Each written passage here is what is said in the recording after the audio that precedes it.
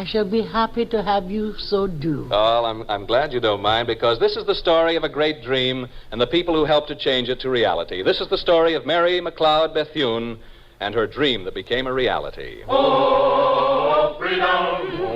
Oh, freedom! Oh, freedom after a while. It's July 10th, 1875, in the home of Samuel and Patsy McIntosh McCleod in the town of Maysville, South Carolina. Samuel and Patsy McCleod have been slaves up until the Emancipation Proclamation. When they were freed, they remained, working for their former owners until they had earned enough to buy 5 acres of land, and then they built their own cabin. Yes, it's July 10th, 1875, and why is that an important date to you, Mrs. Bethune?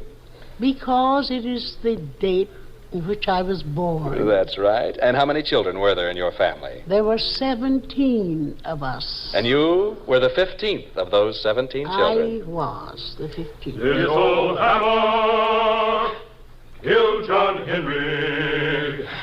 This old hammer killed John Henry. 1880, 81, 82, 83, 1884.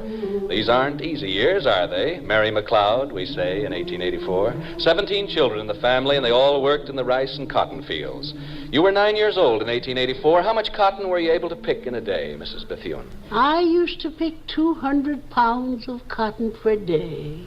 A 9-year-old girl picks 200 pounds of cotton a day, but she wants to be able to read and write, and she can't, because in those days it was practically impossible for a child of her race to get an education. We'll walk in the light, beautiful light, from where the dewdrops of mercy shine bright. But she was acquainted with the Bible because her parents are deeply religious, and as the family sits around the fireside, they tell the children stories from the good book and sing the songs that grew from their hearts. You're a good child, Mary McCleod. Your parents have a pet name for you. What is it they call you back here now? They called me Mame. And what was the other name that they called you that exemplified the comfort that you brought to the home? They called me their blessed child. And comfort and joy. Their comfort and their joy. Yes, and you deserve that name. You are a comfort and joy to your family. 1885, 1886. 1886. School days, school days. 1886 is a red-letter year for a little girl who so wants to know how to read and write. For a free school is started by Emma Wilson, a Negro missionary sent by the Presbyterian Church. How far did you have to walk each way to school, Miss Bethune? I walked 5 miles every morning, 5 miles every evening. 10-mile round trip. And what did you do in the evenings after school? Oh, I did the chores, helped to get in the lightwood to make the fires. What about what about what you had learned in school? And then I would gather the children of the plantation in and give to them and to my older brothers and sisters what I had learned that day myself in school. No wonder they called you Comfort and Joy. 1887, 88, 89, 1890. 1890, you're 15, Mary McCleod. The hopes you've been nursing that you might go to a higher school are crushed by what is a major calamity to a small farmer such as your father. Can you think what that is, your farmer father? What happened that was a calamity back there in 1890? My father lost his mule. Yes, seems like a small thing, a mule's dying, but what did it mean to your father? It meant that he had to mortgage his entire little farm to get another. And then something happened, something wonderful. Far, far away in Denver, Colorado, a dressmaker, not of your race, but very much interested in the Maysville Mission School you had attended, offers to pay for the further education of some worthy student. And you are chosen. Who was that dressmaker, Miss Bethune? That dressmaker was Miss Mary Chrisman of South Denver, Colorado. A wonderful, grand person, wasn't she? Yes, she heard of us, and she wrote to our teacher, and she said, if you can find a little girl in the community that you think will make good, out of the money that I'm earning, I will give for her education. Well, bless her heart. And so in 1891, being 16 years old, you go to Scotia Seminary in Concord, North Carolina, near Charlotte. Isn't that right? That is true. Yes, indeed. I wonder who was back there in that That was the first time, you know, that I had ever ridden on a train. I'd never been on a train before. First time you'd been upstairs, too, wasn't First time I'd ever gone upstairs. Well, how did you feel when you first went up to the second floor? Oh, it was so queer and strange. Is that so?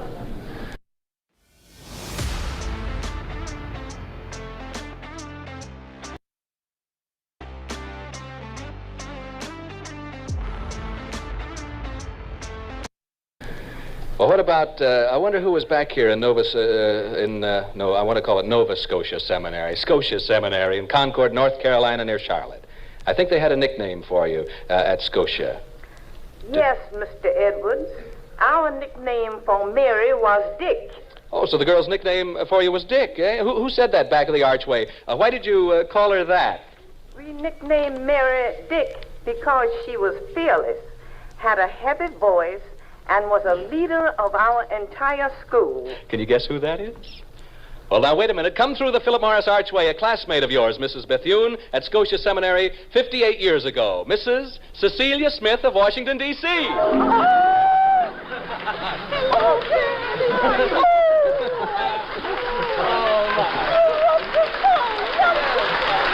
Mrs. Smith, wonderful to you. We came by plane to surprise you. Yes. NBC gave us a trip. Yes, indeed. Some by train, some by plane. Mrs. Smith, what did you think of Mary McCleod when you first met her at school here in 1891? Well, you know how girls are. Although Mary's clothes were clean and neat, they weren't quite as up to date as the other girls. And I wasn't too impressed by her at first. But finally, she won us all over by her leadership and friendly disposition. Thank you, Mrs. Smith. Will you please take a seat over there with Mrs. Bethune's pass? 1893, you graduate from Scotia and you accept a scholarship to the Moody Bible Institute in Chicago. And while you're at the Moody Bible Institute, a dream is born and a dedication is made. A dream in which you will be a wellspring from which education will flow to your people, and a dedication of yourself to making that dream a reality. Approached with the same courage and determination that helped you to pick 200 pounds of cotton a day when you were 9 years old, walk 5 miles each way to school, and win through to an education for yourself through almost insurmountable difficulties. That dream must come true. 1895, 96, 97, 99. March 1899, you marry a fellow teacher, Albertus Bethune, in Sumter, South Carolina. A year later, when you move to Savannah, Georgia, a son is born, Albert Bethune, named after your husband, of course. Where is your son now, Miss Bethune? My son is an undertaker in Daytona Beach, Florida. Mm-hmm. And where is he now? He's in Daytona Beach, Florida. Nice. No, I'm not, Mother. I'm right here. What's going on here?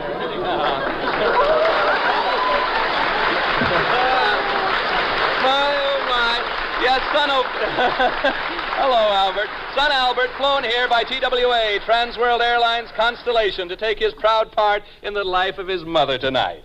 How is everything, Mr. Bethune? Everything's all right at the college, Mr. Edwards, when we left. Good. Besides being in the undertaking business, you're also at college. Is that right? I'm in charge of vocational shops at Bethune-Cookman College at Daytona Beach, Florida. Yes. Now, hold on, though. This is 1899, and there isn't any Bethune-Cookman College yet. And even if there were, they wouldn't have an infant like you in charge of anything. You've just been born. All right, here we go. 1900. Mrs. Bethune, how are you doing? All right? Wonderful. You're teaching at Palatka, Florida. A little mission school there. And you're not only teaching, you're doing some other work as well. I'm doing insurance work on the side. Try to raise a and little prison money work, up. too, talking with I'm the talking prisoners. to the prisoners. And while twice you and your every week. husband were busy teaching, somebody had to help take care of little Albert Bethune. Who did that? I helped out, Mr. Edwards. Well, who's that back there? A pupil of Mrs. Bethune's at Palatka 48 years ago. Well, can you think who it might be, Mrs. Bethune? It's Mr. Leroy Bazell of Daytona Beach, Florida. Yes, How do you do, Mrs. Bethune? Glad to see you.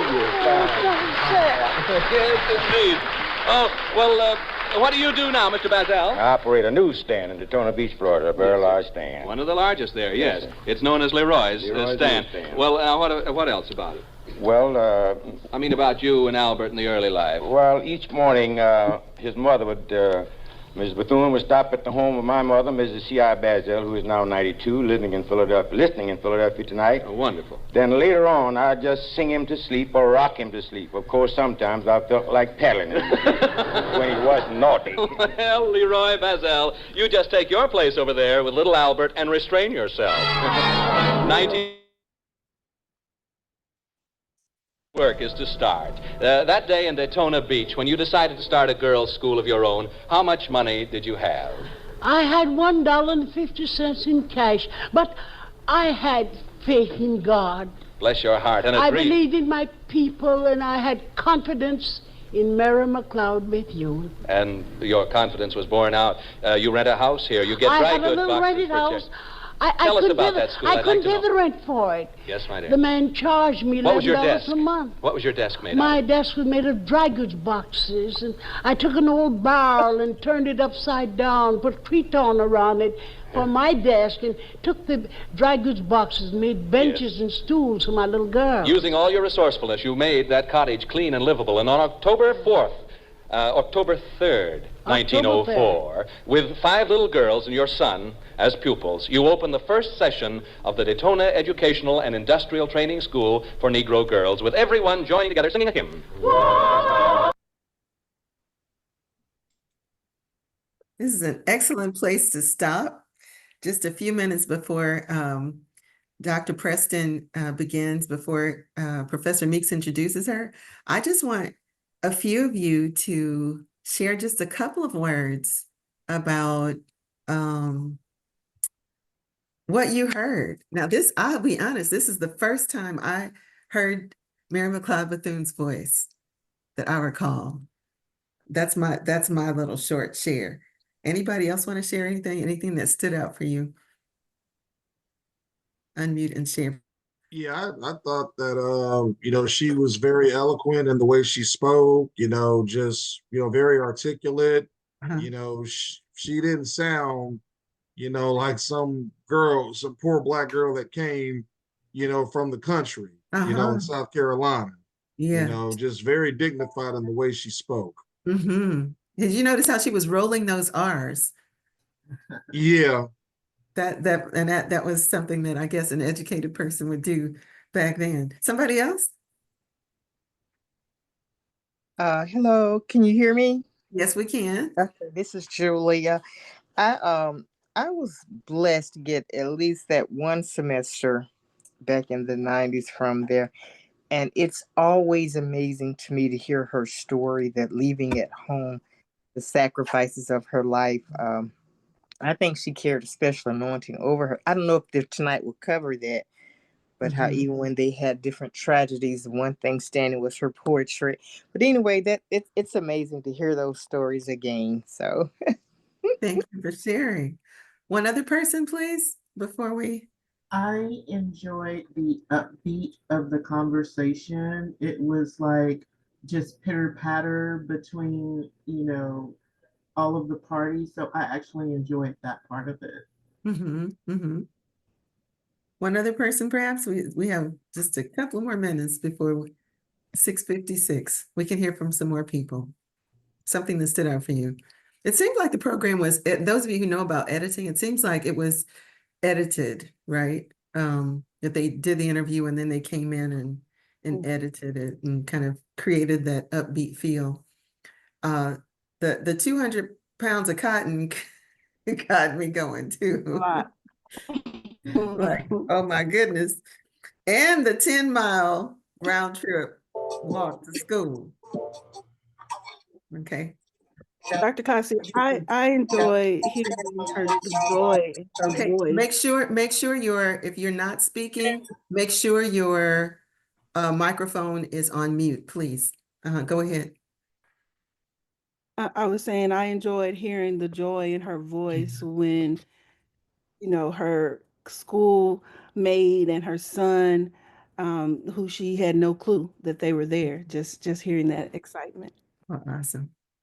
Okay, well, I'm going to leave the floor to you, Professor Meeks, to get us going, introduce our very special guests. And I want to just thank everyone who is already here. We're 23 strong and we're growing even as I speak. Thank you. Oh, excuse me. Hello, everyone, and Dr. Kossie and myself and all of the history faculty here at Texas Southern University are very excited to have Dr. Ashley Robertson Preston here, and we're also excited that you all have come to support her.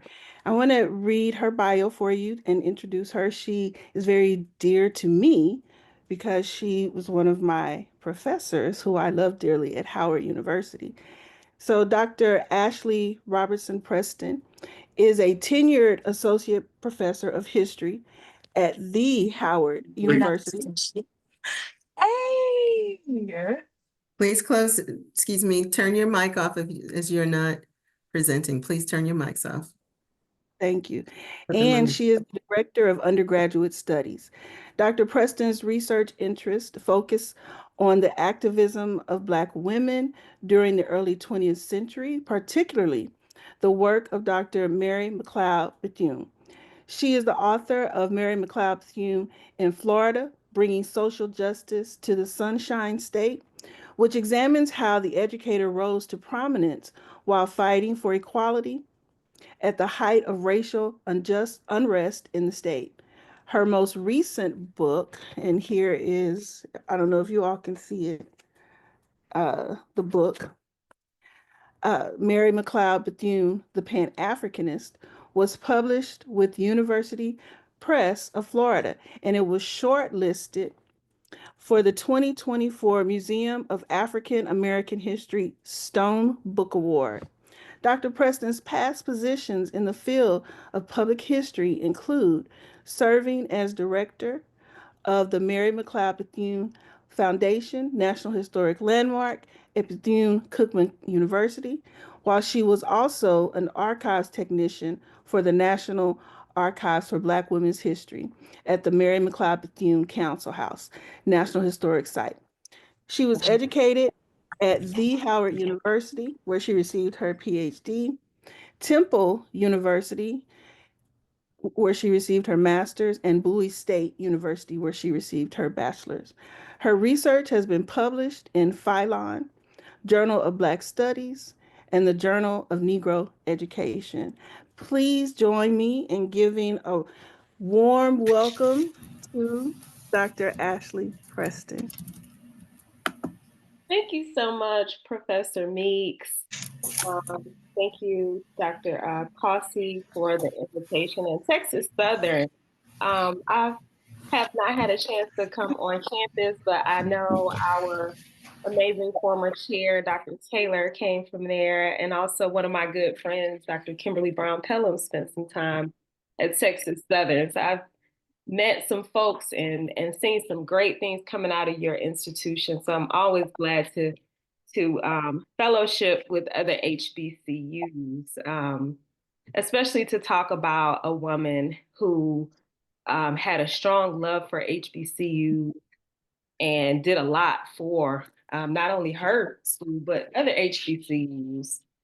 And so I'm missing my readers tonight. I don't know what I did with my glasses, my reading glasses. But nevertheless, I have a talk tonight that I'm going to give on my book, Mary McCleod Bethune, The Pan-Africanist. This book has been a labor of love. And I'll just talk a little bit about the book and the work that Ms. Bethune did internationally. One of the things about her, and the reason that I've kind of committed myself to research on her life is because there's just so much that she did. She was the Oprah of her time period. She was the Booker T. Washington of her era. You know, she was very influential and she had her hands in so many things. And so this past semester, I actually taught a class, co-taught a class on Mrs. Bethune's life with Brown University with Dr. Noliwe Rooks, and students explore her life for the entire semester. And it probably could have went on for 2 semesters because there's so many things that she did and was a part of. Let me share my screen.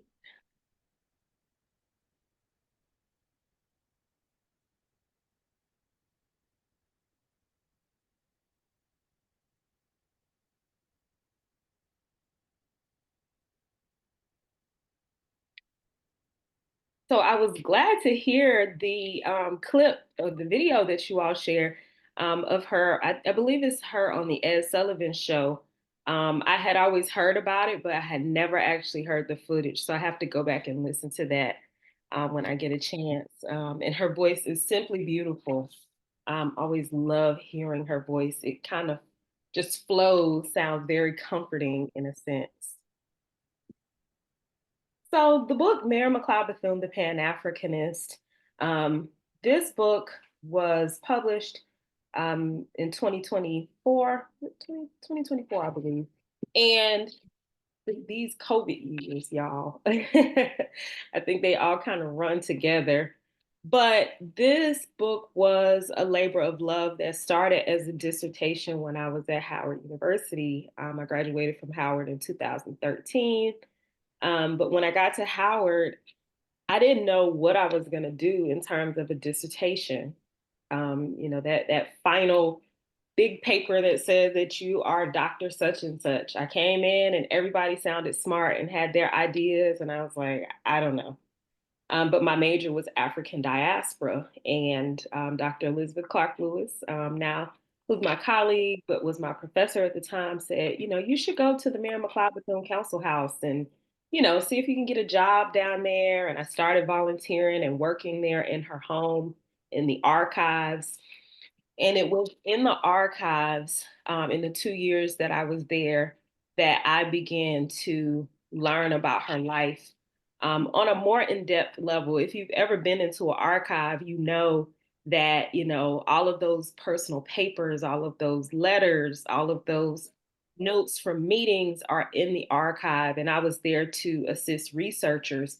But I began to really not just learn about her, but fall in love with Mrs. Bethune's story. As you heard from my bio, I worked in her house in DC in the archives, and I also ran her historic home in Daytona Beach for 5 years on the campus of Bethune-Cookman University. So working in 2 of her homes gives me a different perspective, but it also taught me a lot about who she was on a very personal level.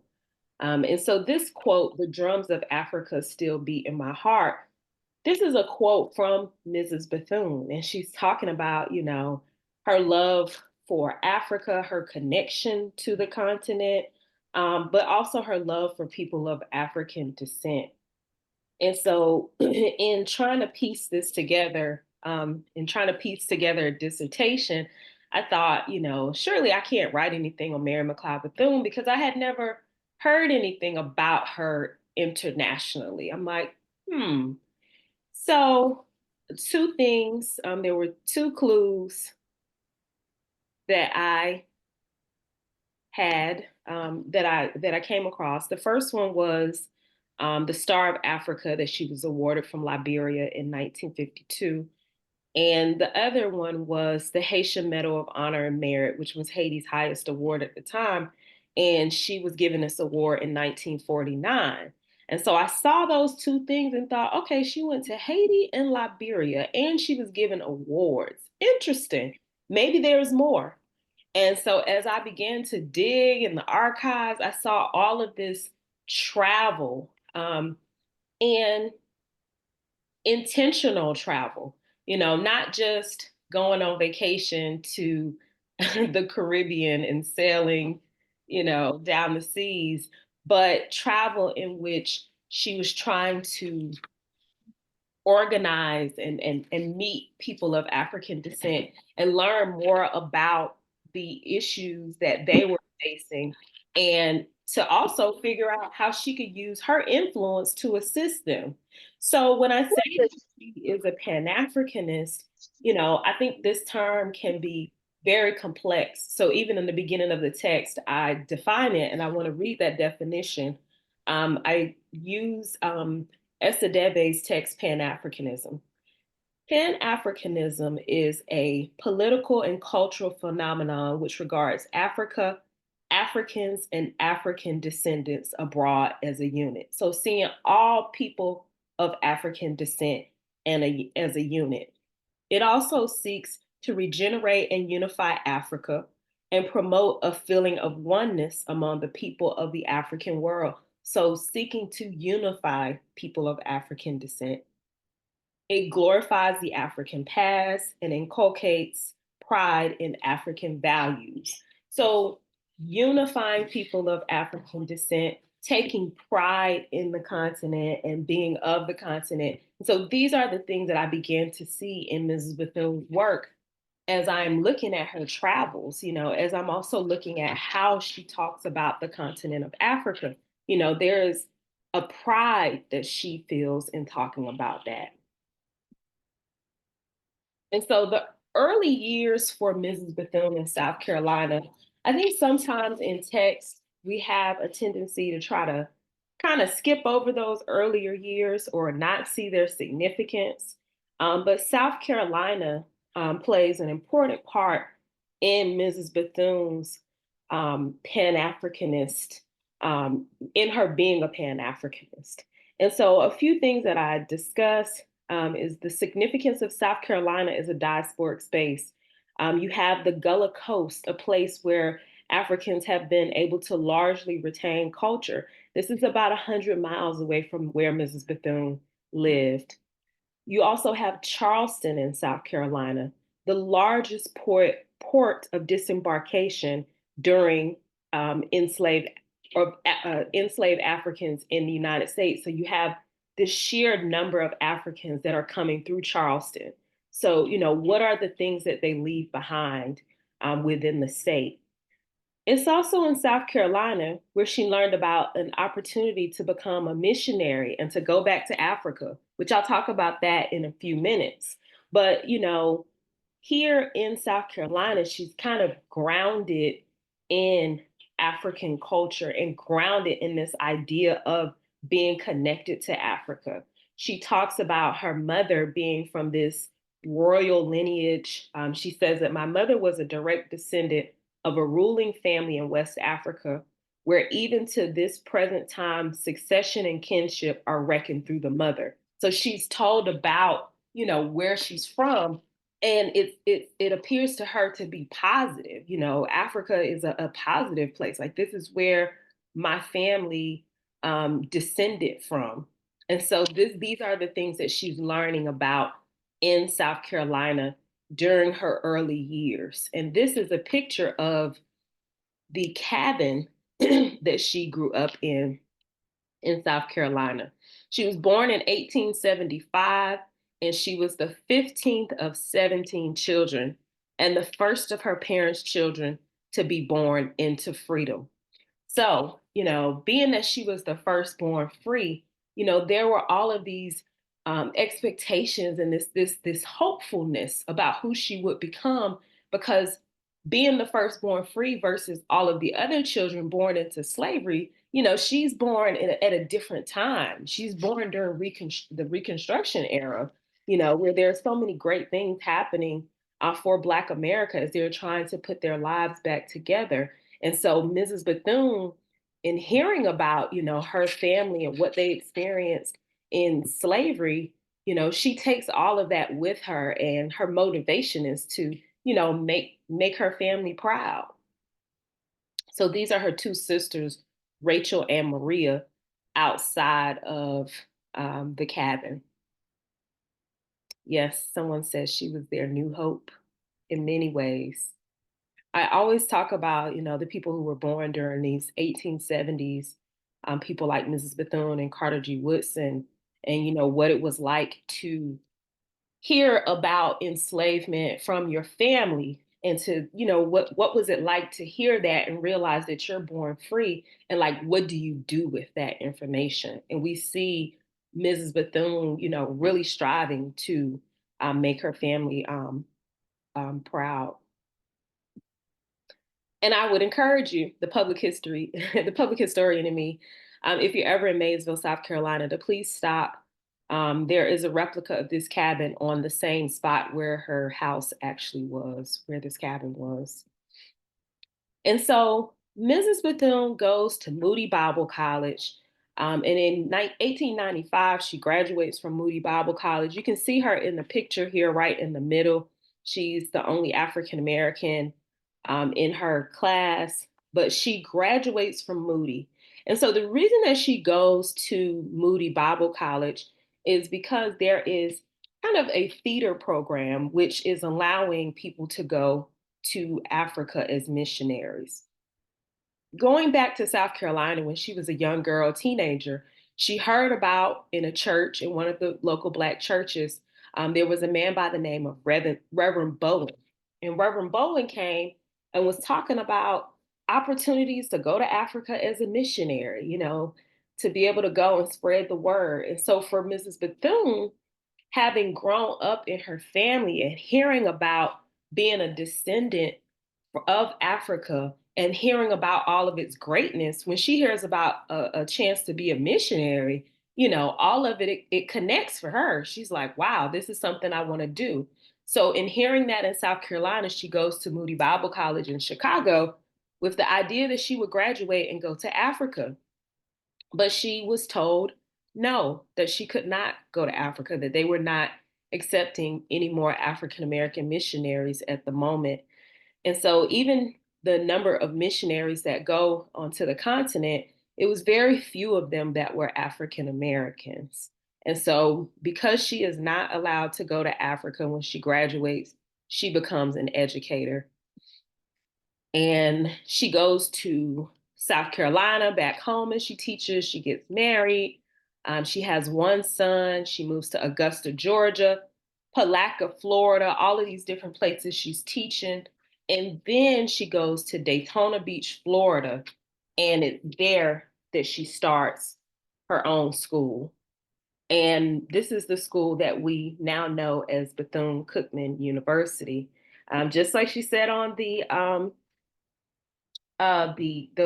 video that you all watched, she started it with $1.50, faith in God, and 5 little girls. And so very humble beginnings for this school.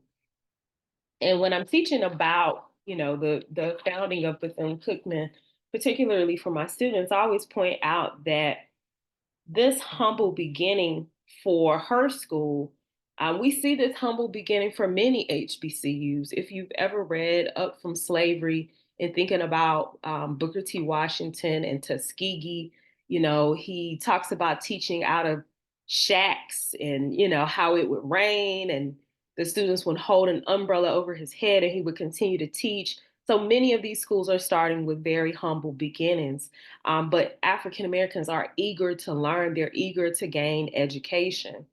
And so that's the driving force for them. I want to also go back to the significance of her wanting to be a missionary.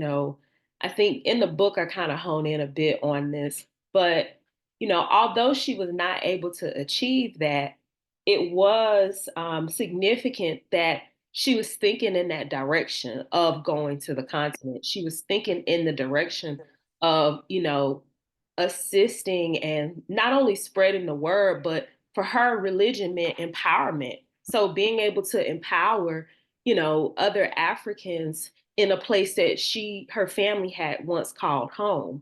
So, towards the end of her life, she does get to go to Liberia. And she says that, Africa, it has always been on my mind. So thinking about her being a 20-some-year-old young girl wanting to go to Africa as a missionary and not being able to go until she's in her 70s, in that time in between, she is always constantly thinking about this place that she had been wanting to go to for so long. So when she starts her school in 1904, what we know now as Bethune-Cookman University started as the Daytona Literary and Industrial School for the Training of Negro Girls. And as I said before, she started it with 5 little girls. And it is said that in this picture, those first 5 little girls that you see in the white dresses are the first 5 girls. This school becomes not only a place where she is teaching, young people, but it also becomes a place that is very community centered. She begins to teach people how to vote. She's helping them to pass the literacy test. And in fact, and she's gathering people, at the school in the evenings to teach them how to read. And in the 1920 election, the KKK actually surrounded her school and threatened to burn it down because of her efforts in trying to get people registered to vote.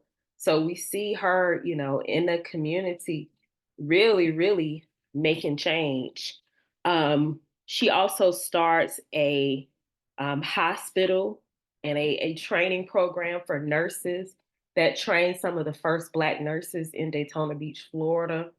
And so that health care that she's able to provide is really critical. And she starts this because of an experience she has with taking one of her students to the hospital and being turned away and having to come back and pretty much plead to get her student into the hospital. So she decides to start her own hospital. And she has a doctor, Texas Adams, who comes and works for her at the hospital. And that's one of the things that I really admire about her. And one of the takeaways is that, she was not a medical doctor, but, when she saw a need in the community, she figured out how to address it, by tapping into the people around her. And she was able to really make her hospital a success. So I just think it's so many lessons for me, lessons in her life that I sometimes pick up on. And I'm like, this is a relevant lesson even for me. And so we see her starting this school from very humble beginnings. And even as she starts this school, again, she wanted to go to Africa, and then we see her not being able to go to Africa. So it's like, how do I turn that around? And she starts this school, but everything that she was planning to, pour into being a missionary, now she pours it into the school. And even in doing that, she does not forget her connection to people of African descent. And in later years, when we look at her school, she has all of these international students who come from the continent, who come from places throughout the Caribbean, so it does become a very diasporic space. But one of the things I want to point out is that even in the early years of having limited resources, she is teaching her students Black history. She is teaching them appreciation of even African history.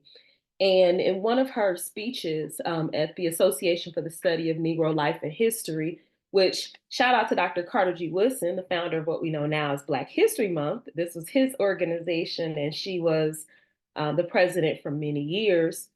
But in a speech that she gives to the association, she says, when they learn of the fairy tales of the mythical king and queen and princess, we must let them hear too of the pharaohs and African kings and the brilliant pageantry of the Valley of the Nile.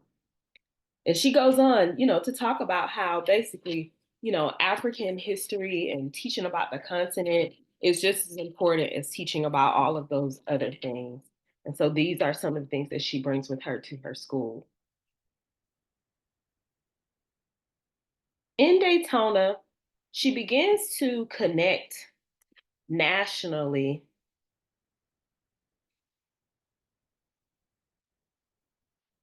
She begins to connect nationally with other organizations. And I'm sorry, I'm just now looking at the chat. But yeah, Shanice, I can come back to that she was not able to go back to Africa. I can come back to that comment later. It is kind of surprising. Well, I'll just talk a little bit about it now. It is surprising that, being a Black woman, she wasn't able to go. But again, the number of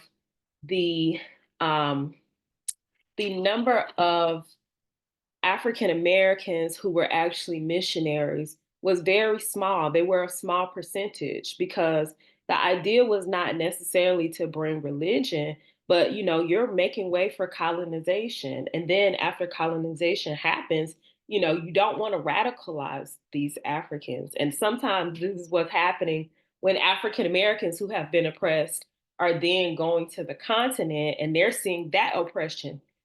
What happens? Do they have a conversation about it? Are they now trying to figure out, how to overthrow the system? And that's what they were trying to, make sure did not happen. So The National Association of Colored Women's Clubs, this is an organization that was started in 1896. You think about Jim Crow, when you think about the nadir, one of the worst times in race relations in this country, how are African Americans able to survive that? One of the ways is they're creating these organizations like National Association of Colored Women, whose motto was "Lifting as we climb," started in 1896. And NACW, I could give a whole talk on them, but so many different things that they were a part of. They were starting kindergarten programs for children. They would start doing mothers programs for moms, helping moms with childcare. They also did a lot of improvement in their local communities. They would help house women who came to the North. They were also very involved in the suffrage movement. A lot of times when you talk about the suffrage movement, you know, African American women are not as celebrated as a part of it, but many of these women in the National Association of Colored Women were suffragists in their own right. They didn't have the option to just be a suffragist because they were race women. They were doing everything. When you think about Ida B. Wells, she's a journalist, you know, she has this anti-lynching campaign, but she also started the Alpha Suffrage Club, which was an organization that helped to get people registered to vote in Illinois, Chicago in particular. So, you know, these women were heavily involved in the community, and it was a national organization with all of these different arms in different states and cities. Mrs. Bethune becomes a part of the National Association of Colored Women's Clubs. And in being a part of it, she also connects with the people, the women of the NACW. She works her way up the ranks from just being a member to being the president of the Southeastern Federation, which is a set of states in the South who have clubs, to being the national president of the association. And this organization, when you think about the women like Margaret Murray Washington, Booker T. Washington's third wife, Mary Church Terrell, who was a suffragist, a civil rights leader, when we think about Ida B. Wells, all of these women who were doing significant things in the early 20th century, many of them were members or leaders of the NACW. So Mrs. Bethune becomes a leader in the organization, the president.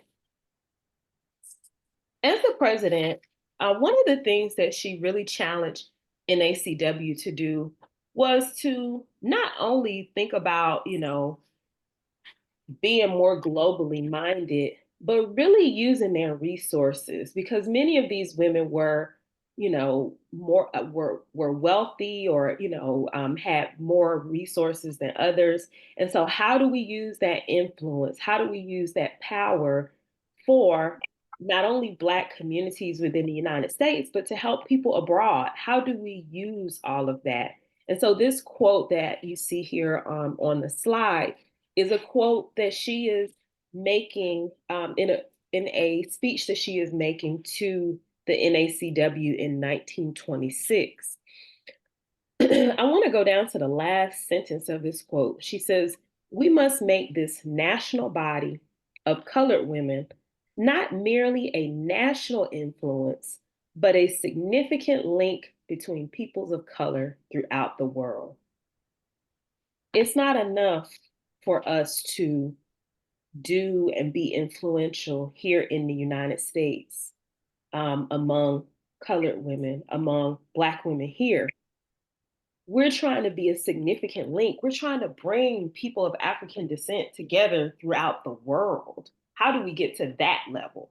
You know, so in NACW, it's interesting because I talk about this being almost like a training ground for her before she starts her organization, because it is here that she encounters many women who are, you know, doing things around the world. For example, she meets a woman by the name of Madam Kaisley Hayford, who is the founder of an all-girls school in Sierra Leone.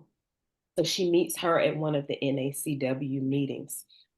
this is where she kind of comes in contact with the world that she kind of desired to enter when she wanted to go to Africa. She also becomes kind of a mentee, I would say, of Mary Church Terrell. Terrell is the first president of the organization, but Terrell is also very globally minded. She has traveled internationally. She speaks about 4 different languages, I think 4 or 5 different languages. And so she sees these women, who are doing things, who are knowledgeable of the world beyond the United States. And that's something that she really strives to be more involved and more active in. And at the same time, she's pushing them to not just be globally minded, but to be globally conscious, to connect, to use your influence and your resources to help people of African descent in other places, to be that link to unify them.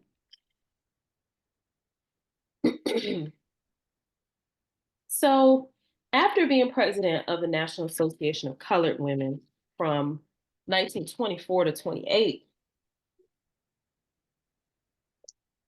she then goes on to start her own organization, the National Council of Negro Women.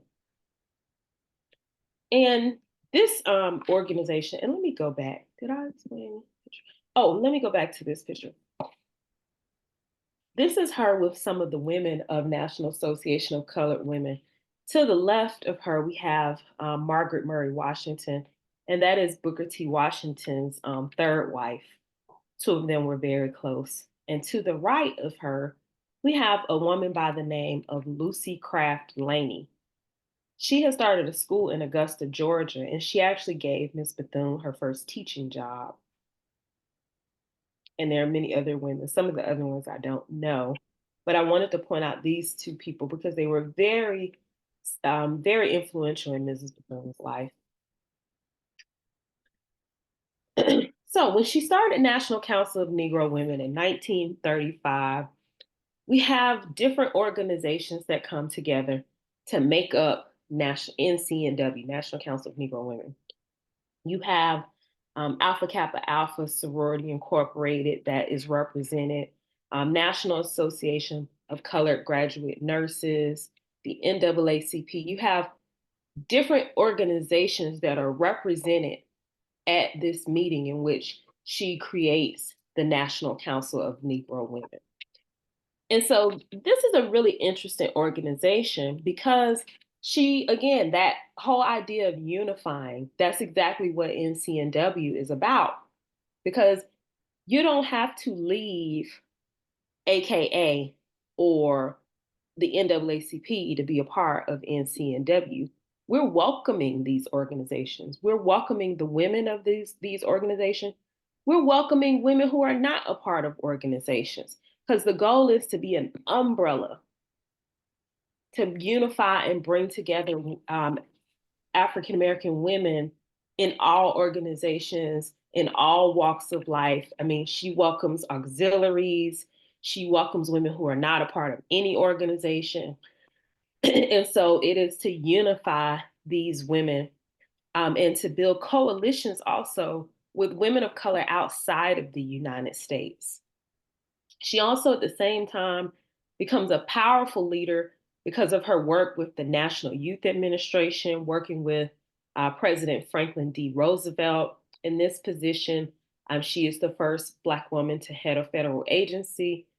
She is in charge of Negro affairs for the National Youth Administration. And this program basically provides jobs for young people ages 16 to 24. It also provides critical job training, funding for some of the HBCUs. I mean, she was able to do a lot with the NYA. And so this is where we get this picture of her on the cover of Ebony magazine many years after her work with the NYA. But that particular position gives her access to the president. And she uses this position to help try to bring more African Americans into the federal government. In 1938, NCNW organizes a governmental cooperation in the approach to the Problems of Negro Women and Children conference. So we see her trying to advocate for African Americans in her new position and also involving NCNW in that. So, you know, as I am working to get these positions, as I'm trying to advocate for African Americans to be more involved in the federal government as far as jobs, NCNW also supports that. And so she merges all of these things. And so the headquarters for NCNW was in DC. And of course, she was working for the Roosevelt administration in DC largely. One of the things that she does with the NCNW is she starts a journal called the Afro-American Journal. This journal, she hires a woman by the name of Sue Bailey Thurman.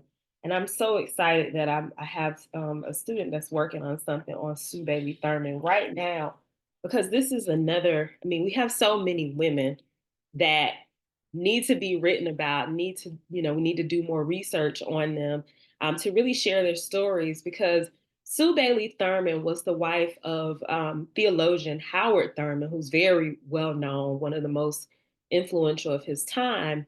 Him and her were some of the first African Americans to actually travel to India to meet Gandhi. They did a lot of work abroad, and she was very well traveled.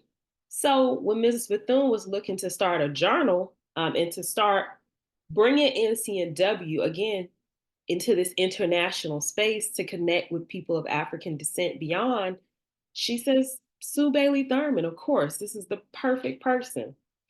So in this picture that we see in the middle, this is some of the members of NCNW meeting the president of Liberia, but the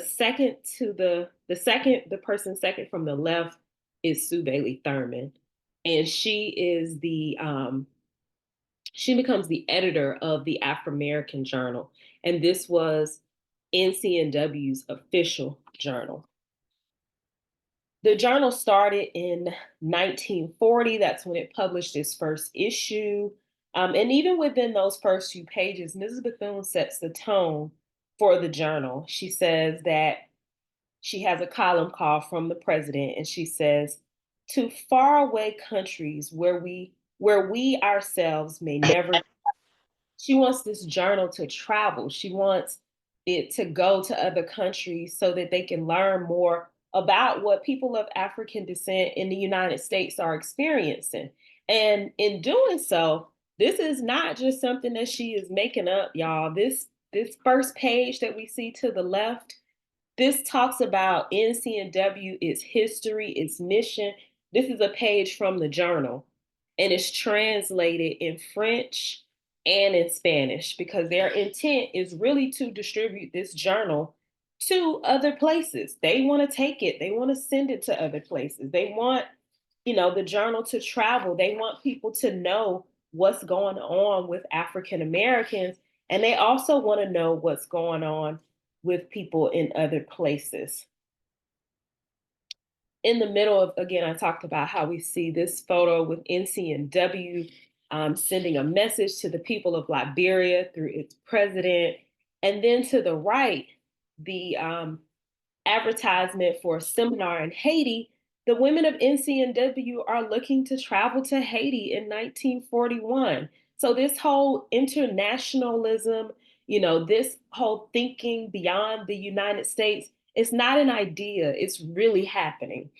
And so just to talk a little bit about the success of the journal, it started in 1940, but in celebration of its second anniversary, they received applause from the Women's National Press Club, Smith College, and the Division of Cultural Relations for the Department of State. By 1942, the journal was disseminated to 20 Latin American republics, India, China, and the Philippines. And in 1943, foreign correspondents joined the staff to report on women's war activity programs in Cuba, Haiti, the Virgin Islands, and Puerto Rico. So if we think about, if you know about Marcus Garvey, for example, and we think about his newspaper, The Negro World, the Negro world, he was able to get it translated. You know, he had it going to different places throughout the African diaspora, and you had correspondence from different places so people of African descent could learn about the plight of each other and how to connect, how to support. This is the same thing that she's doing with the journal. The journal is going to places. The journal is being translated. The journal is also picking up foreign correspondence so that they can get the news on the ground from people in Haiti and various places, the places that I just mentioned. So this journal, I think it speaks to the importance of these news outlets and this writing and how, you know, it can be used to inform and to not just inform, but, you know, to allow the people to speak for themselves, because we know that everything we read out there is not always true, right? So she is making a really great effort and is being very intentional about not spreading, you know, anything that's wrong, but really getting the voice of the people out to each other. Sue Bailey Thurman also helps with Mrs. Bethune's idea to internationalize NCNW, not just from the journal, but also travel. The trip to Haiti that they intended to take in 1941 didn't happen. But in 1940, NCNW did travel to Cuba. This is captured in the journal also. Mrs. Bethune had gotten sick and was not able to go on this trip, but she sent very clear instructions about the trip. And so NCNW goes as an organization to Cuba. They're hosted by an Afro-Cuban feminist organization, the Women's Cultural Association. And in these days that they're there, they're able to learn more about Afro-Cuban history. They also detail the trip. The entire Afro-American that they do right after that talks about all of the seminars that they attend. So they disseminate this information that they learn about the history of Afro-Cubans, the plight of Afro-Cubans. What are they experiencing right now? You know, how can we, you know, share what's going on in Cuba from the voice of Afro-Cubans through this journal? And they detail, you know, everything that happened. They're also hosted by the government. They're hosted by the local women's organizations. They exchange flags, they exchange books. So it is a learning opportunity for these women to go and, you know, see firsthand, to hear something on the news is totally different from seeing it for yourself. This is why I'm a big advocate of my students traveling. I always tell them, do not leave college without a passport, because there's so many things that we need to see in the world. We need to see it with our own eyes. So Mrs. Bethune is intentional about NCNW. You know, if we're going to advocate for people of African descent, shouldn't we know firsthand? Shouldn't we see firsthand? Shouldn't we build relationships firsthand? You know, how do we do that? We leave outside of these four walls and we leave outside of this country and we go to those places. So the seminar in Cuba was a great success for NCNW, and particularly for Mrs. Bethune, because, you know, all of the things that she had preached about, in a sense, to the National Association of Colored Women, now she's implementing them in her university. I mean, not her university, in her organization. We also see her taking a stance against colonialism. In 1945, she is at the founding of the United Nations. She is on a delegation with Walter White and W.E.B. Du Bois representing the NAACP. And it was at this time that she took a stance against colonialism and spoke out against colonialism. And she also meets a woman by the name of Madam Pandit, who had been a freedom fighter in India. Her brother becomes the first prime minister of India. And the two of them become very close. And in fact, Madam Pandit becomes a member of NCNW. She also comes to the United States several times. And she talks to Mrs. Bethune's students at Bethune-Cookman about, fighting colonialism in India and what it was like to be a freedom fighter. And I think it's a lot of pictures out there of her with Madam Pandit, but I appreciate this relationship because, it's again, Mrs. Bethune is not just talking about these things on paper, but she's actually going out and implementing what she's asking other people to do, which is unify cross culturally, unify and really advocate and learn from, each other on an international level. So, this is just a part of the work that I've done in Mary McCleod Bethune, the Pan-Africanist. But you kind of see, Mrs. Bethune, number one, she's all over the place. This is just a fraction of the things that she's done in her lifetime. She was an entrepreneur, she was a mother, she was a mentor to so many. But I think the international work that she did in terms of, connecting, building bridges, seeing beyond the United States, because it's one thing to read something in a book, but to go and visit and be in that place, you get a totally different experience. And I think in these next few years, being present in different spaces and learning from the ground and meeting and connecting is going to be even more valuable as we are thinking about, what we can and cannot trust from various sources. It's important to get it for yourself. And so she goes, if I'm going to promote unity between African people of African descent, then I'm going to go to Haiti. I'm going to go to Cuba. I'm going to go to Liberia. She goes to Canada. She attends Emancipation Day programs there, and she is a speaker. On this trip to Canada, she's not just a speaker. And this is one of the things that I love about in terms of her being intentional. She goes to Black historic sites while she's there. She meets with women. She talks to them. She shares her wisdom. In the last 5 years of her life, you see her really trying to impart wisdom on younger people about her experiences and what she's done and, how to really move the needle. Because when she passes away in 1955, this modern civil rights movement is really, starting to really take form.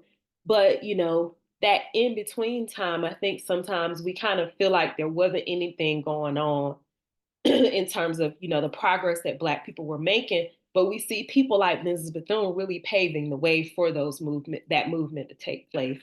So thank you all so much. I guess we can open for questions, or I'm not sure what Professor Meeks has or Dr. Kossie, but thank you all. So thank you so much, Dr. Preston. We do want to open it up for questions, but before we do that, I've read the book and I'm sorry, y'all, my voice is messed up.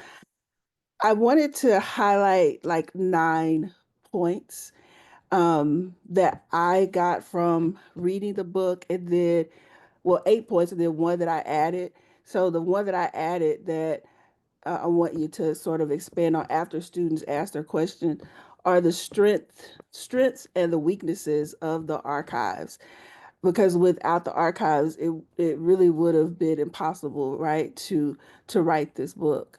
And then the second thing is the Pan-Africanist influences in Bethune's work.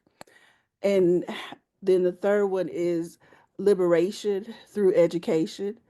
And then her international connections and the fight for African liberation. And then looking at women in the Pan-Africanist movement. So often women are overlooked and, giving credit to the things that women were doing, even Amy Jacques Garvey, right, who were a part of this movement. And then Bethune's role in the United Nations and global affairs just in general, and the role of the NCNW and the NACW, and then looking at comparative leadership in the Pan-Africanist movement. And then finally, why is this book important? How is Miss Bethune still relevant today, and how is Pan-Africanism still relevant today? And so I know students have some questions, so I want to open up the floor and give them an opportunity to ask their questions. So raise your hand so we can, because there are a lot of us on the line, which is great for us, and we can acknowledge you and let you ask your questions. But while we're waiting for a question, okay, go ahead, go ahead, go ahead.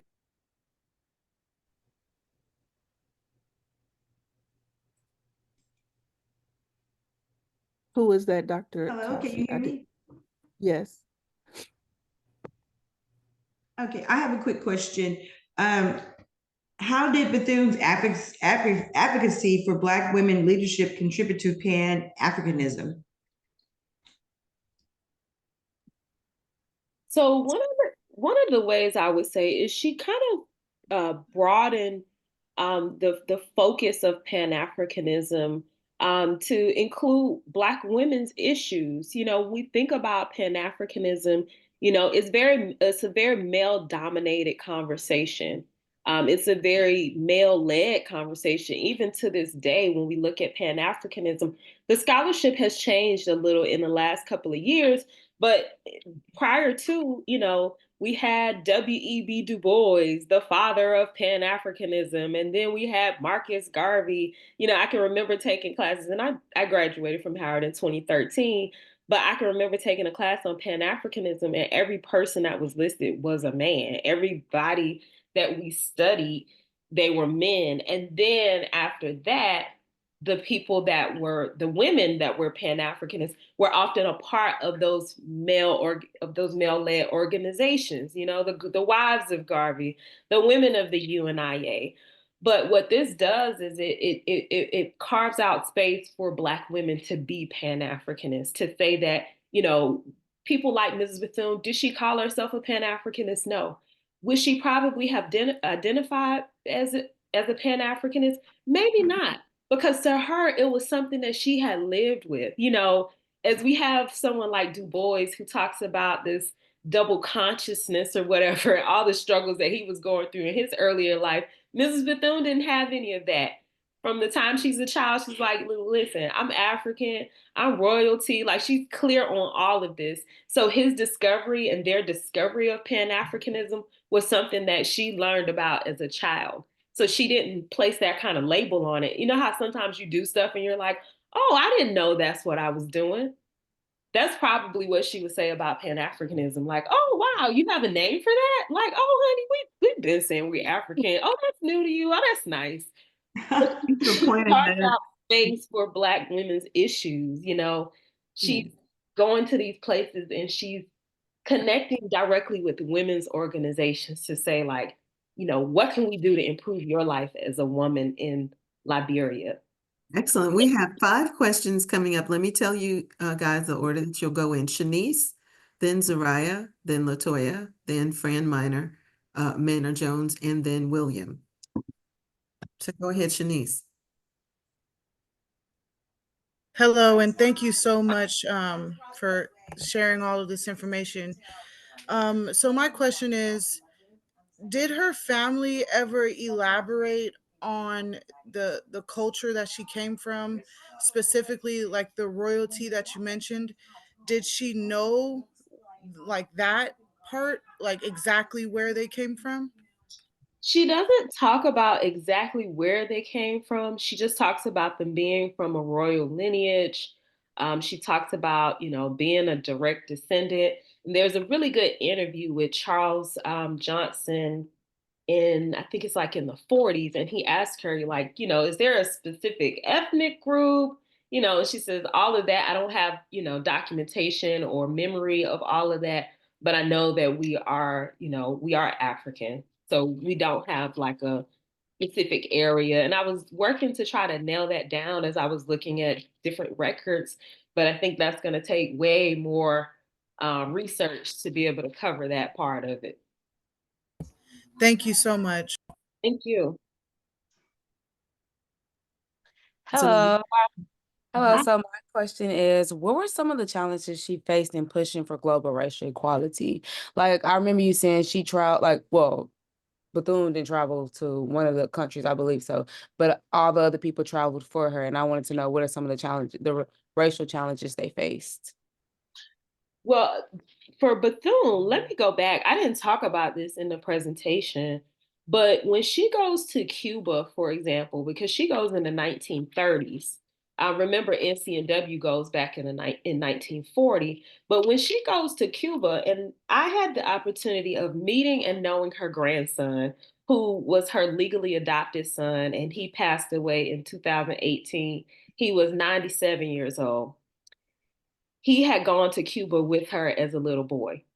So I read about her going to Cuba, and basically when she got off the boat, she was stopped. The people that were in her party were allowed to go forward, and she was stopped, and she was held at like a pretty much like a little stopping place, and the people that she was going to visit had to send officials to actually come and get her and to clarify why she was in Cuba.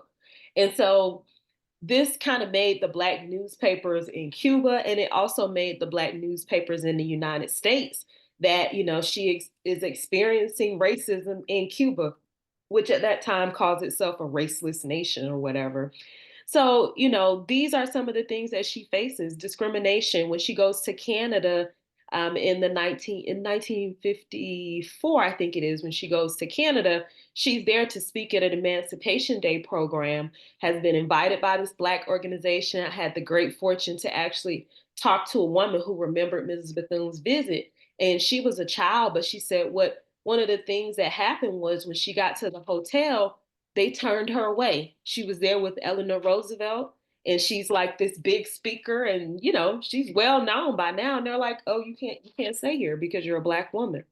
And it made the newspapers and all of that. And she talked about it in her speech the next day about, you know, we've come so far, but we have so far to go. So, you know, even in doing this traveling, you know, she still experiences negativity and discrimination. But for her, you know, she was able to press on because she saw the bigger picture of, you know, why she was going to those places. And even with what happened in Cuba, she still sent NCNW back in 1940.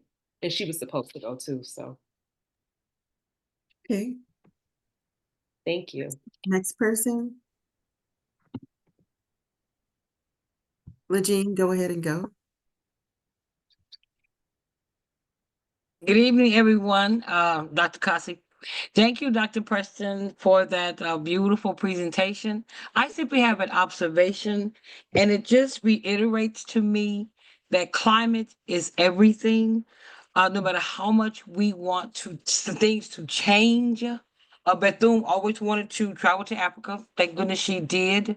I think that she occupied her space on this earth quite graciously. But climate is everything. So I think, and for me, and thank you, Dr. Kossie, for your course. For me, I just have to bide my time. And in doing so, just do as much as I can do good. Thank you. So true. Thank you for that. That's an observation. Fred, did you still have a question? And William?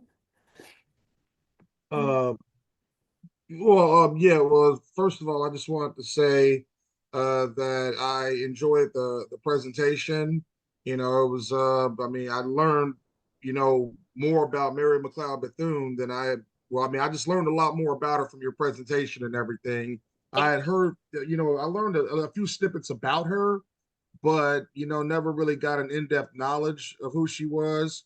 So I appreciate you for, you know, enlightening us with, you know, a lot more details about Mary McCleod Bethune's life and just other things that she contributed to society.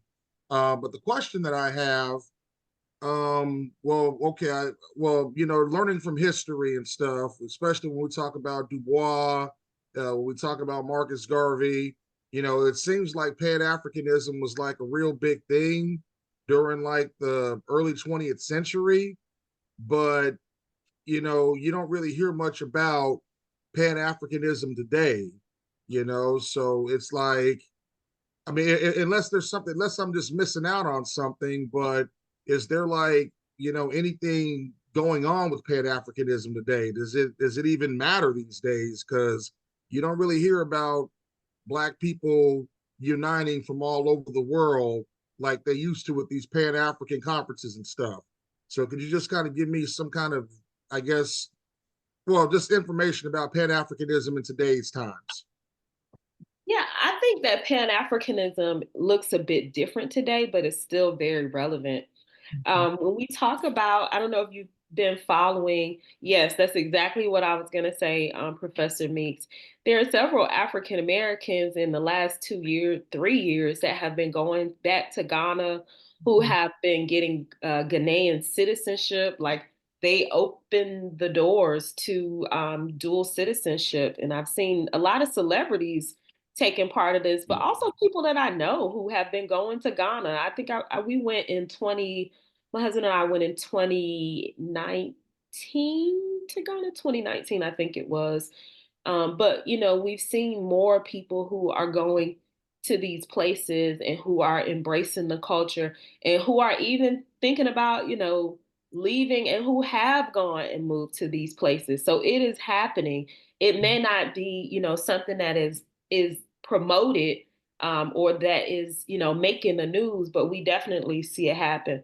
Also, in terms of Pan-Africanism, I think something did start when we looked at the Black Lives Matter movement, because we saw people of African descent in other places, in like places in London, who were also marching. We saw people of African descent in around the world responding to the Black Lives Matter movement. So it may not have been necessarily called Pan-Africanism, but the unity that we saw during the Black Lives Matter and how we saw people of African descent really kind of speaking up and telling their stories and supporting African Americans was a form of Pan-Africanism. That unity is definitely an aspect of Pan-Africanism. So, but yeah, I think in the next few years, we will see more people moving into these places. I'm in a lot of travel groups, and I've seen folks who have been actively relocating to the continent and places like Colombia,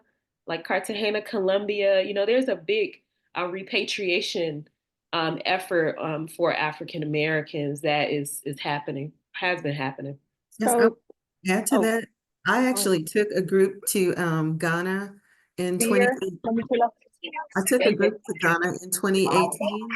Please mute your mic if you're not speaking.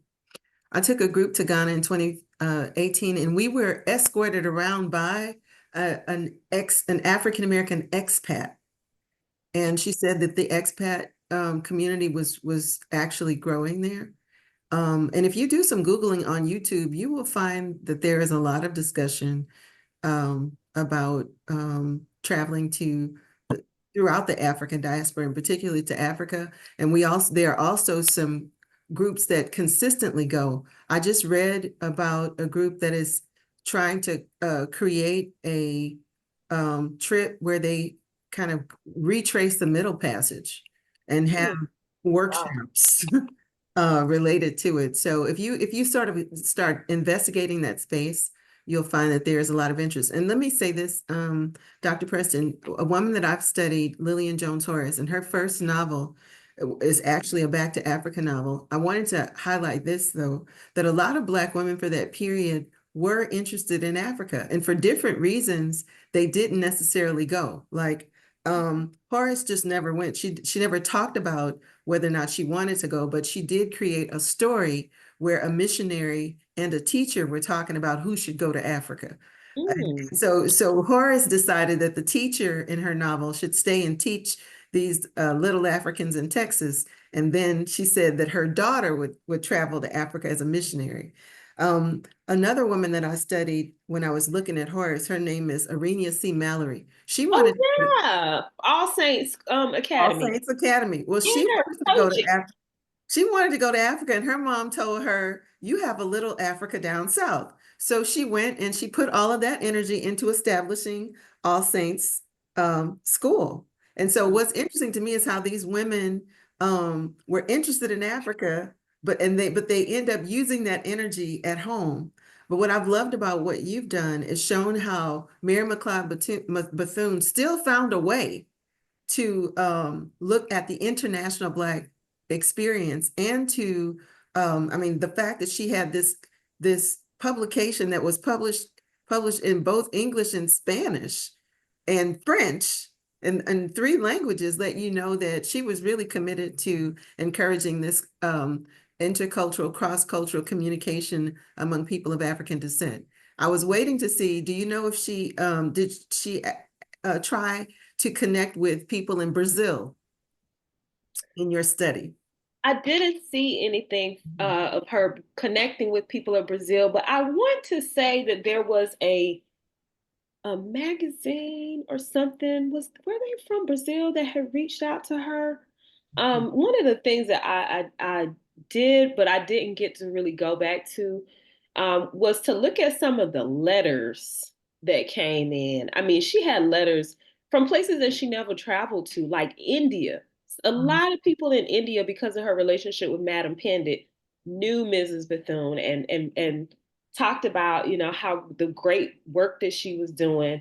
You had letters coming in from people throughout the Caribbean, across the continent. I mean, she was really loved throughout the world, and she loved, you know, people of African descent. She loved all people, but special love and special understanding of the plight of people of African descent around the world. You know, she felt like, when I talked about that quote about being a significant link, I would argue that that's what she wanted to be. She wanted to be a significant link between people of African descent throughout the world. So at this point, I think our last 2 questions should come from Ashanti and Richard. Well, Chelsea also had a question that Okay, she go had ahead. put in the chat. I didn't see her hand. I apologize. Yeah. And she asked, you see it, Dr. Preston, you see, she says that she wanted to know exactly, or rather how close were Eleanor Roosevelt and Mrs. Bethune, because they traveled a lot together and their bond seemed genuine, being from 2 different sides of the track. So Mrs. Bethune and Eleanor Roosevelt, the 2 of them were friends, but Mrs. Bethune's best friends were Charlotte Hawkins Brown and Nannie Helen Burroughs, 2 women who had also started schools, 2 Black women who had started schools in North Carolina and in Washington, D.C. So the 2 of them were, I would say their friendship was more so political. When we think about African Americans and African Americans being Republican primarily after the ending of slavery, when FDR comes along, Franklin D. Roosevelt, that changes. You see African Americans moving into the Democratic Party. Mrs. Bethune was a major part of that. She's literally courting Black voters on behalf of the Roosevelt administration. She's a big part of that shift. So that Roosevelt administration is very indebted to Mrs. Bethune. They, you know, this is a political relationship. This is a partnership. But because of the time period, because of that time period, and Mrs. Bethune being a Black woman and Roosevelt being a white woman, and the 2 of them working together in this way, it is a very radical thing to see them working together. But that relationship was definitely very political. And I know that there's been a lot of fiction that has been written about the 2 of them and the closeness and all of that. But I'm going to tell you, as somebody who has read many letters between the 2 of them, you see Mrs. Bethune writing these very long letters and, oh God, I've been sick and all of these things are happening. And you get a letter back from Roosevelt's secretary saying received, or she will see if she can do this for you. It's not like she's sharing her personal life in a letter with Mrs. Bethune in the way that Mrs. Bethune is doing it. And also keep in mind that when Mrs. Bethune is writing these letters, she's not just sharing personal details for the heck of it. She's also asking for jobs for people. She's asking for resources. She's asking for you to check on this. I heard that this happened this person applied for a federal job and they were discriminated against. Can you check on that? So she's leading up to something and she's telling her all these flowery things in these letters. So again, a lot of this is transactional. And we can't forget that these transactions are being made, but they're being made at a time where just the tolerance that Roosevelt has for African Americans is different from a lot of white America at that moment. So it is definitely something that's different and unheard of, but they're not besties. Yeah, I'm glad that you said that.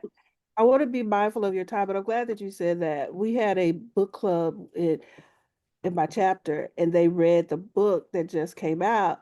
And I was like, oh, y'all need to be careful because don't get it twisted. They were not I know besties. exactly what book, and I haven't read it because it's too. I didn't. So when I you didn't go in read the it. archives and you actually read the real letters, you're like, yeah, And that's stay exactly away what from that. exactly what I told Sarah. I was like, the archives do not prove out that they were best friends.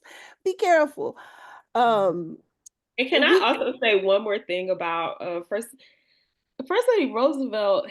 She grew up so privileged that she didn't even encounter Black people until she became an adult. So she Mhm. never really, that was, she gets a lot of credit for a lot of things, but even with her involvement with the Women's Army Auxiliary Corps, which some of you probably just watched the 6888, it's Miss Bethune that's advocating for Black women to be a part of that. She's the one that's like, hey, Eleanor, yeah, I need my girls to be, and this is like this is something that I really literally read. She said, I want my girls to be at the table. And she's like talking to her like, hey, no, you got to make sure that they're included.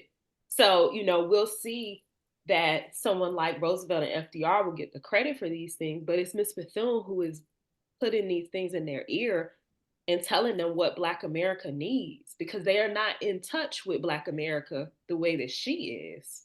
Yeah. I'm glad you said that. We have one more question, but in my African American history class, this is one of the things that I've been talking to students about is the role of women, of Black women, and how we need to focus on the things that they were doing because men will always get the credit, but you have to peel back the layers and look and see who was actually doing the work. And it was Black women, right? On so many different levels. We'll take Ashanti's question and then I'll close out. So Ashanti, because Yes, ma'am. Hi, Professor Meeks and Professor Kossie, and thank you, Dr. Preston. That was really nice. I loved every minute.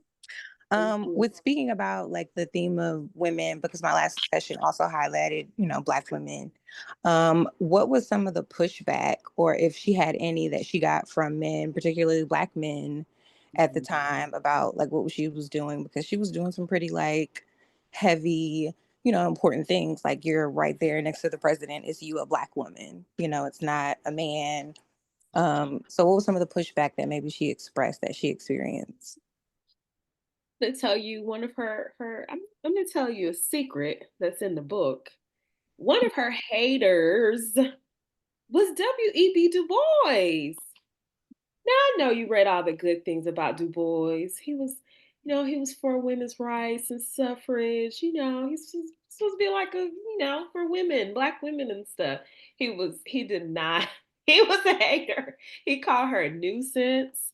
When him and Walter White and Mrs. Bethune went to the founding of the UN in San Francisco, they like got there and they wouldn't like have anything to do with her. They like didn't invite her to some of the events. She was on the delegation alongside them, but they didn't really want her to be on the delegation. She actually was able to get that position on the delegation for the United Nations because she convinced Eleanor Roosevelt to press for her to be a part of it. So Du Bois, and I'm gonna tell you what his issue was, what I think his issue was. Mrs. Bethune was a dark woman, for one. Yep, Ashanti, right there.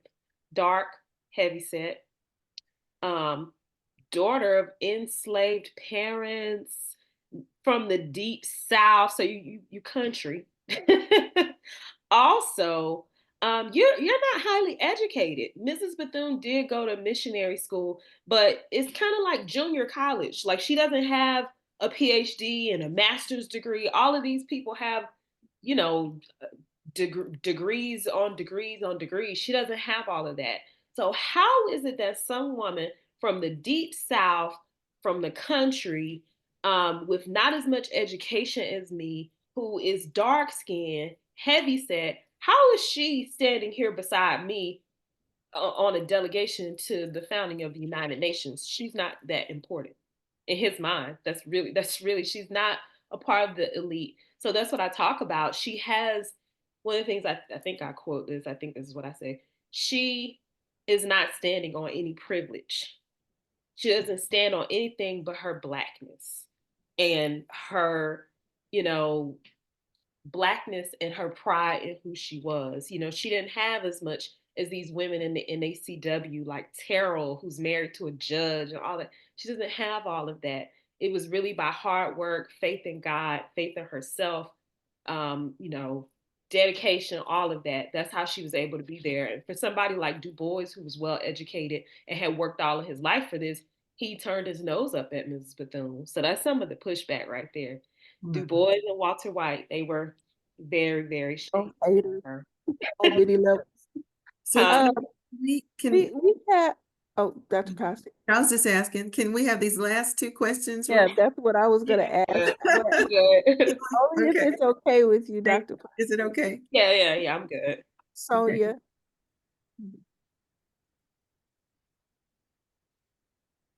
Did Sonia go away?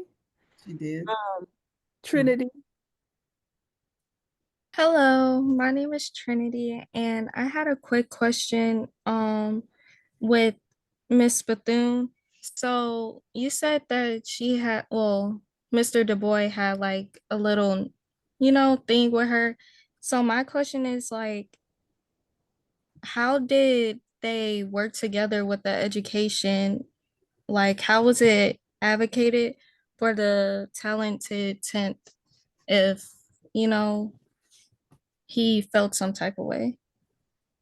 So the two of them, what they were working on was they were both delegates to the founding of the United Nations.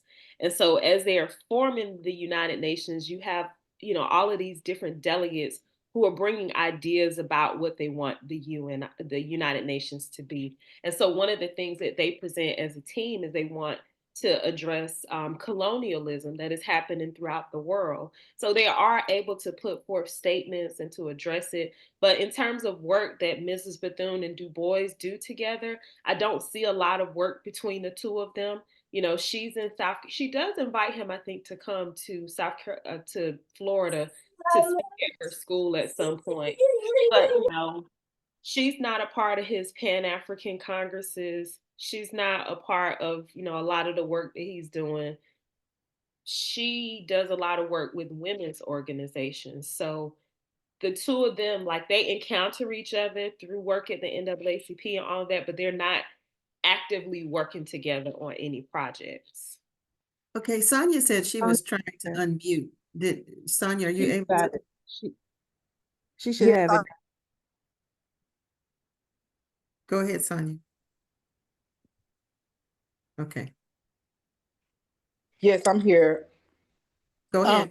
So my question is, I didn't really catch how she actually started and got into everything. So was this something that was a catalyst from something that happened, or did she feel called from God, or, how did she become such a strong leader? Yeah, everything started really with her wanting to go to Africa as a missionary. And, this happens, she's around 20 years old when she finishes at Moody Bible College. And it really shook her. It shook her world that something that she had planned for so many years to do, it didn't happen. So how do you take that type of disappointment and turn it into something else? And so she found education. I mean, I think that was the next thing for her, seeing what education had done in her life. She figured, I'll become a teacher, I'll become an educator. Because when you think about a school and founding a school, as she did, she was able to pour so much into that school. She was able to educate students. She was able to connect with the community. In connecting with the community, she taught people how to read so that they could vote. She opened up a hospital. So all of the things that she wanted to do to help people, to educate them, to empower them, she's able to do it at the school. And in starting the school, she finds that, it's not just enough for her to be in this one space, that she wants to continue to connect and have, I won't say more influence, but to impact more people on a national level. And so then we see her joining these organizations because she wants to connect with other people. So she grows into some of these leadership positions, but I think it just comes over time. She says, I never stopped to plan. Like, she's really just moving with the flow of what she sees as a need in the Black community. And I think she really puts the onus on herself to be that person to create change in the community. Thank you so much, Dr. Preston. There are a lot of questions. This was a phenomenal discussion. And I would, again, I don't know if you all can see the book. I highly recommend that you get it and you read it. I want to introduce our chair, Dr. Jesse Esparza, if he could come on and say a few words, and then I will close us out. Yes. Good evening, everybody. Dr. Preston, let me say first and foremost that this was a wonderful presentation, and I'm glad that I was able to join tonight and hear such a wonderful book talk. You sort of really provided a model for the rest of us to follow. So thank you for that. Dr. Kossie, kudos for doing this month-long celebration of Black history. And we're only in week 2, I think. And so we got much more programming. And so, we say this all the time, Dr. Kossie, when you're inspired, you're inspired. And this is an example of that for sure. But thanks everybody who came on tonight. Thank you for supporting these programs. Thank you for sharing these spaces, these intellectual spaces. And let's continue to do this, and let's continue to fight. And we got to make sure that everyone respects our existence, or they should expect our resistance. Thank you. Good night. Thank you, Dr. Esparza. I want us all to give Dr. Preston a huge round of applause. You can turn your cameras on, do that, or give her a virtual clap, snap. Dr. Preston, I love you. And I am so glad that Dr. Kossie invited you. I love the book.